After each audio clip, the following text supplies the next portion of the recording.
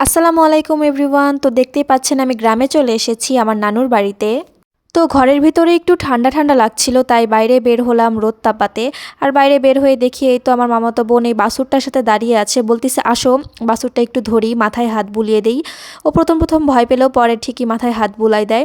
তারপর এই দেখেন এদের দুজনকে, সে কত দূর চলে গেছে দুইটা বিড়াল ধরতে। এই বিড়ালটা আসলে আমার নানু বাড়িতেই থাকে, একটা বিড়ালের নাম অগি আর একটার নাম হচ্ছে জ্যাক। তারপর বিড়াল দুটোকে ধরে নিয়ে আসে, এই তো ভেড়ার সামনে ছেড়ে দেয় আর ভেড়াটা দেখি বিড়ালটাকে গুঁতা মারতিছে। তো এগুলো দেখতে ভালোই লাগছিল। তারপর দেখি দুইজন দুইটা বিড়াল কোলে নিয়ে যাচ্ছে, বলতেছে চল তোদের বাসায় রেখে আসি, বাইরে রাখা ঠিক হবে না। তারপর দেখি এই বিড়ালটা গর্তের ভিতর কিছু একটা পেয়েছে, এমনভাবে গর্ত খুঁড়ছে, দেখতে ভালোই লাগছিল। তারপর বাসায় এসে দেখি যে সুন্দর করে ঘুমিয়ে গেছে। তো আমি একটু ওকে ডিস্টার্ব করছিলাম, একটু মাথায় হাত বুলিয়ে দিচ্ছিলাম, তাও দেখি ওর ঘুম ভাঙে না, সুন্দর করে ঘুমিয়ে আছে মাশাল্লাহ।